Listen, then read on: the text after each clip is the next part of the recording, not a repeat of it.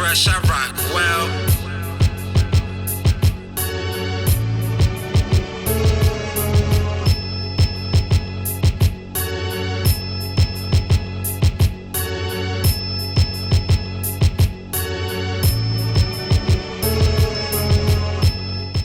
Other points about why hip hop, why do we use hip hop and hip hop beat making. It's culturally relevant, it's immediate, everyone kind of gets it, knows, has a general idea of what hip hop beats are, at least young people.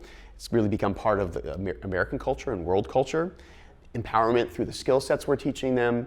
Innovation and creativity. I don't know any other culture that took, like if we're talking about, you know, startups and entrepreneurship and STEAM and STEM, what other culture took a turntable, which is meant only to play reproduce sound, and transformed it into both a rhythmic and a melodic instrument, whereby you're scratching on, you know, vinyl records, oscillating the record back and forth, modulating or changing the pitch by how fast you move the record, but also with the crossfader cutting in and out, turning the sound on and off, you're rhythmically controlling it, and you can control the rhythm of the record by how fast you scratch back and forth.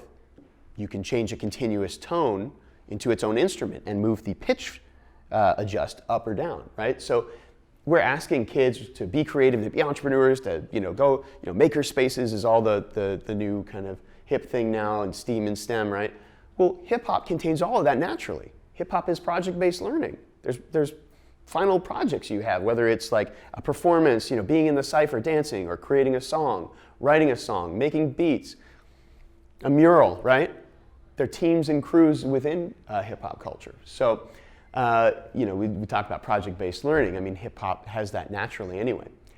One of the other things that I think is really interesting is kind of the critical thinking that happens within the culture of hip-hop, even within the context of a battle, criticizing your opponent, trying to break down their argument, persuade the audience why you're, you know, a better orator or a better rapper or a better person or whatever.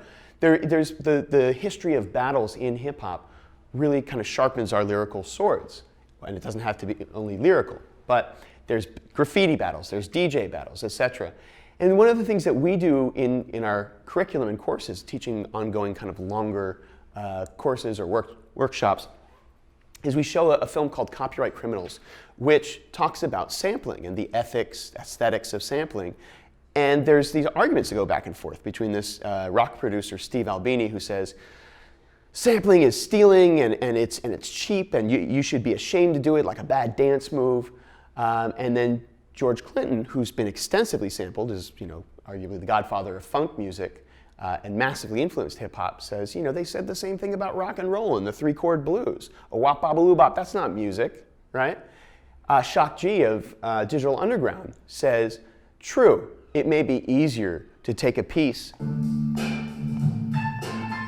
of someone else's song or music and sample it, but that doesn't invalidate the artistic process or its value. I mean, we take photographs all the time. Isn't it easier to take a photograph than it is to make a painting?